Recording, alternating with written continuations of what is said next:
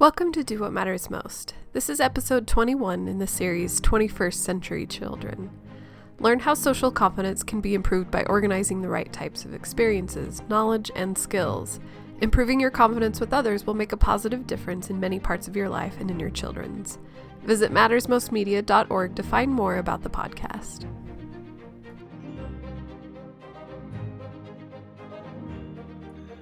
This is episode 5 in the series of Building Social Confidence and Self-Esteem. I have simply been impressed with how many people suffer from social anxiety and how many individuals worry about their adequacy or competence in some area, and how many of us have fears about many other parts of our life, meeting new people, going to a new place, starting a new career, something like that. And it makes me wonder where it comes from by and large, and I've developed a set of theories about that, one of which is the idea of brain reactivity. Several years ago, researchers discovered that at birth, human brains differ and have their own attributes in several ways. One of these is the idea that some brains are highly reactive to the stimulus conditions they find in the environment. It's like having a set of screens with holes in it that protect your brain from the world around you. And some people's brain screens have big holes, so things get through and they have more intense reaction. And some people's brains have smaller holes. And a lot of research has been done about that idea. And one of the interesting parts of research was the notion that the individuals that have big holes, who are highly reactive, also tend to have allergies, and they have missed school more often, and they have difficulty seeing in social situations. So that's why I think one of the causes of social anxiety rather than social confidence has to do with what we inherit. I think another, of course, is the type of experiences we have. I once asked a large group of people, maybe 300 or 400 people, if they'd never had an experience at school which hurt their feelings, please raise your hands. And no one raised their hands. And I said, so you might think that it's universal for us in the mingling and mixing of schools for us to have our feelings hurt, every so often by a teacher, by a classmate, by something that happens at recess, or so on. And that's not a condemnation of schools. Schools happen to be a place where a lot of people come of different backgrounds, and they have to be put together in a way that makes everything work. Just parenthetically, that's a difficult task, and we probably ought to pay our teachers more than we're paying them. It's hard work.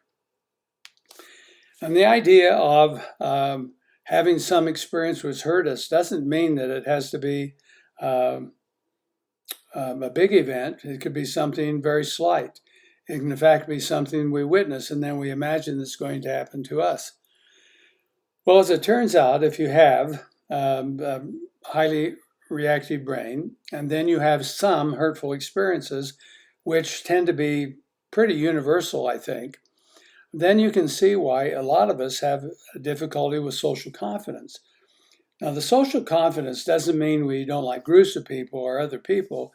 Usually, the absence of social confidence is very specific in some circumstances, like meeting people, beginning a conversation, like dealing with people of a different gender, like dealing with people who are of different status or cultural background.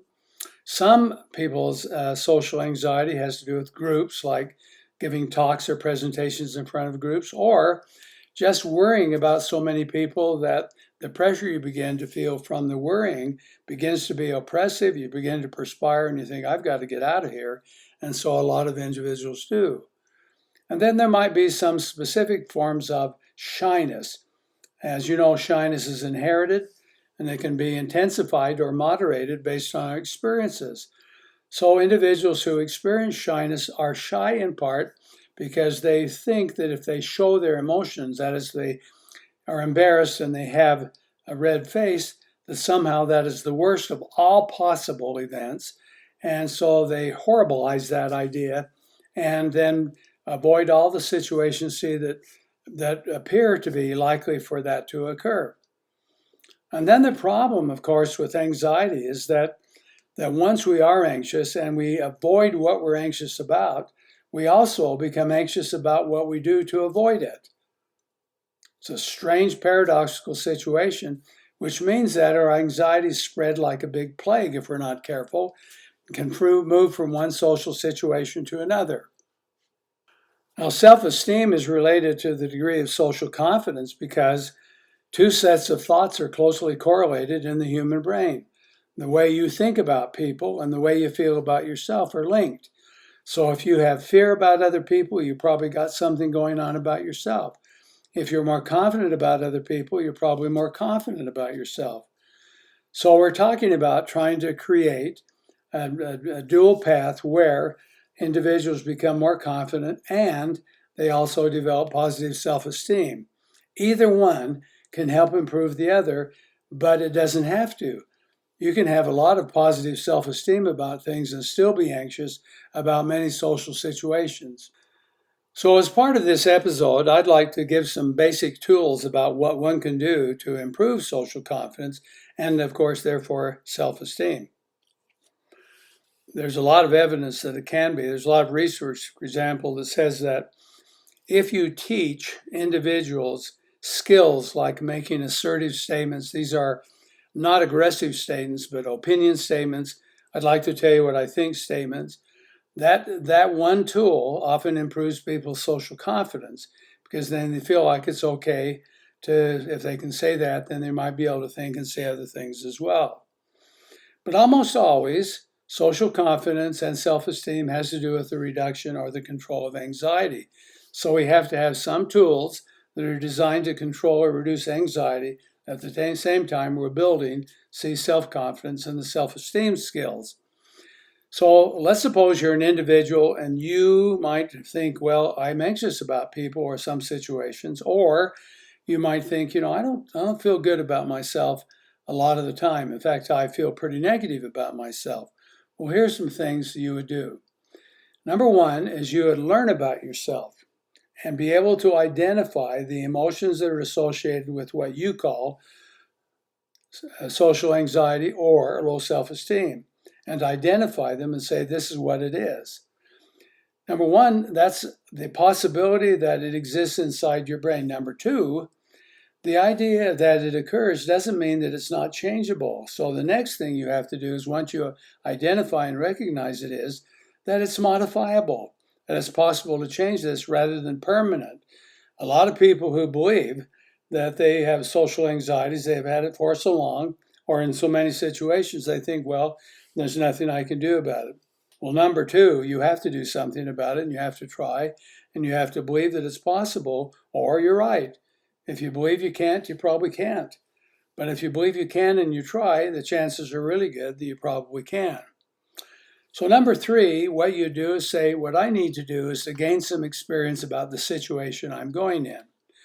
This experience is of two kinds. It's actually putting yourself into the circumstance and therefore listening to other people and talk about the nature of their experience. So for example, if you're going to move to a new town and you have children, one of the things you could do before you move would be to take your children to the school they're going to go to, take them there, meet the teachers, have them meet some of the kids before you move, so that your children have gained experience of the place they're going to participate in.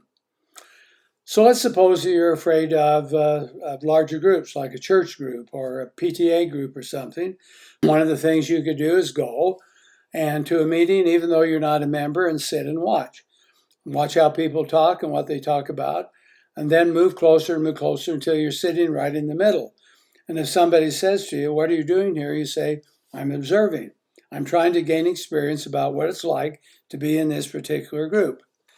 Sometimes people gain experience by reading about a situation or reading a novel, for example, that takes them into social situations that they are fascinated by and either feel confident in or apprehensive about.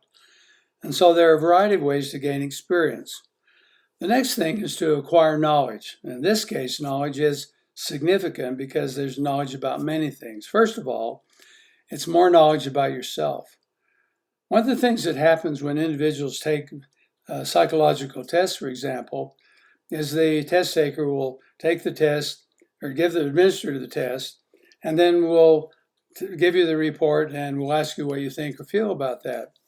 Well, sometimes you can use the test to learn about yourself, but you can also learn about yourself by going out into a social situation, monitoring what you say and what you're like and coming back, and making sure that you give yourself the benefit of the doubt. You cannot do that and be negative and say, I've ruined everything, I'm just awful, and so on.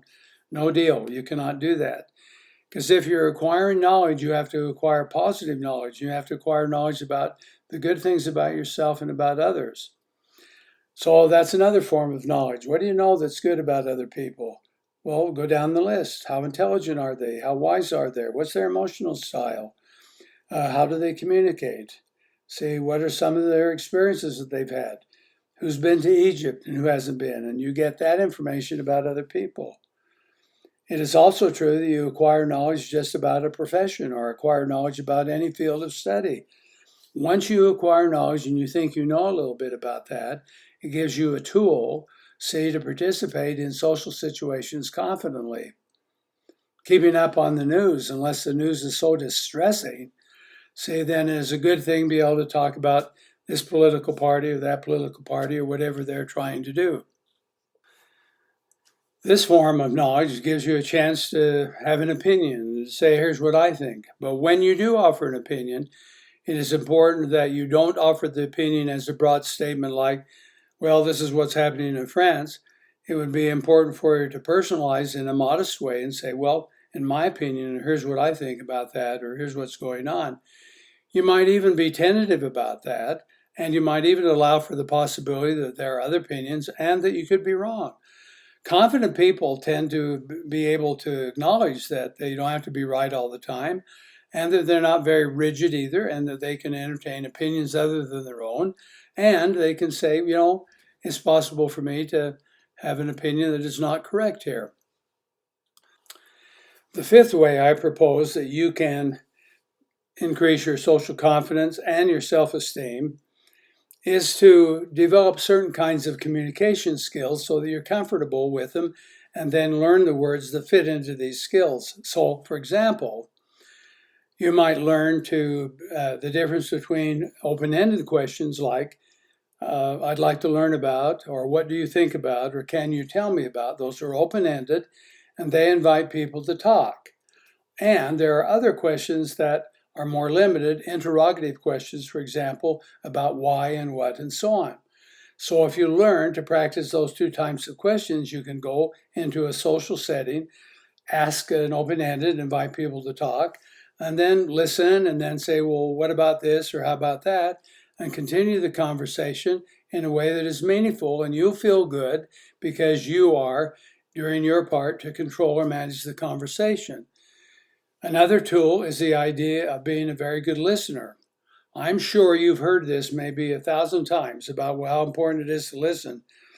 But it is true that the emotions that we go through often make it very difficult for us to listen because we're self-protective or we're defensive, in other words, and so we don't listen well and we don't communicate well.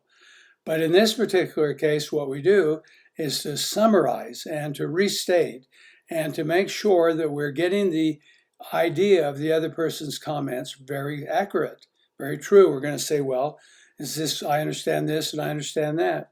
Now, it will be cumbersome when you begin to do that, but after a while of practice, it'll become smooth, and pretty soon you'll do that and people will appreciate the fact that you're making extra effort to learn what they are talking about.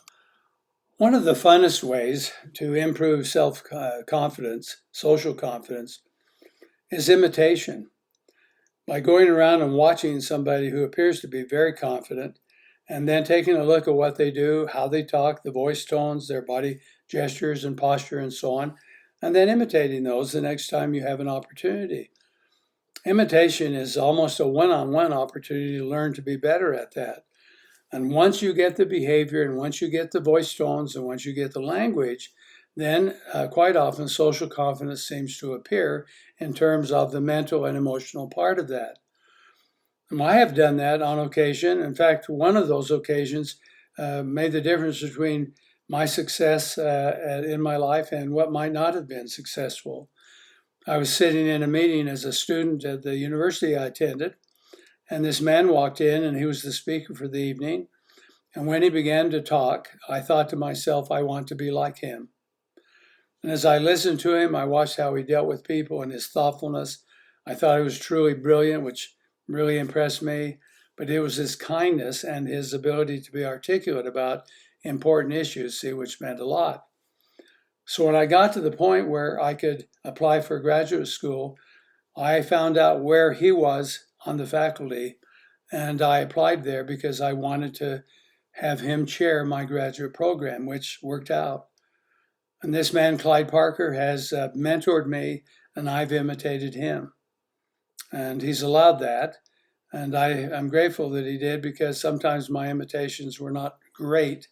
And he was confident enough in himself to allow somebody like me to fumble with it until I refined it enough so that it was okay. Now, it wasn't true that I imitated him all of the ways. I had my own life to live. But the fact that I had a mentor that I could observe and watch and use a phrase here and now about meant a lot.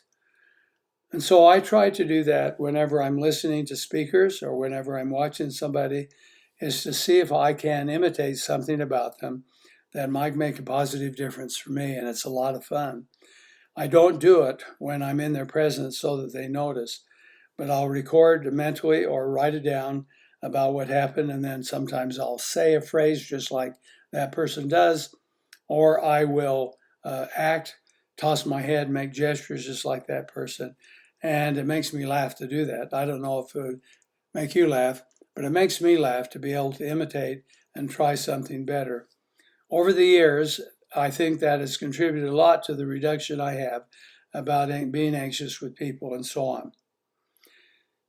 And lastly, I want to revisit the idea of optimism and the idea that you can improve your social confidence by learning to be positive and optimistic and saying optimistic and positive things when you're around other people and so on. And the idea of optimism means that you can and are working toward retaining control of your life, your thoughts, and your emotions, and that you can do that. And once you feel like you've mastered yourself in some situation, boom, there's social confidence and there's self-esteem. So if I'm calmer, for example, so if I'm going to enter a situation and I think about, now, how do I want to act in that situation? And I'm optimistic in that circumstance and about what I'll do. I'll do better than I did last time, and gradually over time, I'll get more relaxed and more comfortable, and I am more confident. Then I can use that confidence in a variety of places.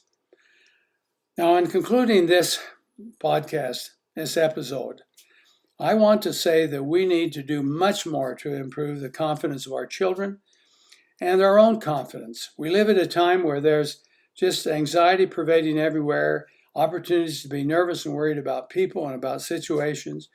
You can hardly give instruction to your children about going to a neighborhood elementary school without telling them to be afraid of people, and even afraid of sleepovers, and even afraid of relatives when they come. And then there are some circumstances we think, oh, who are you going to be with? And we question and drill our kids to the point where we transmit certain anxieties about that. We have to come to grips with that and find a way to say to an adolescent child, just help me become really confident about that. Tell me more about it. Tell me who you're with, what it's like, so I can be confident when you're out and away from me. We have to do that because make it paramount in our lives, because when children lack social confidence, when they lack self-esteem, almost always, the anxiety that relates to that is related to the poorest choices they will ever make. And so if we want to help our children avoid poor choices, then let's go to work. Help our children and ourselves become more socially confident and feel a lot stronger and positive self-esteem.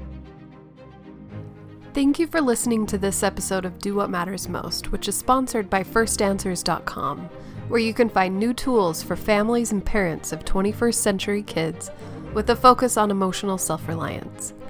Visit firstanswers.com to sign up for a free newsletter. Find Do What Matters Most on Facebook and our website, mattersmostmedia.org, where you can ask Dr. Scoresby your own questions. Remember to subscribe to stay up to date with new episodes. Give us a rating and write a review on the podcast app or Google Podcasts and let us know what you think about Do What Matters Most.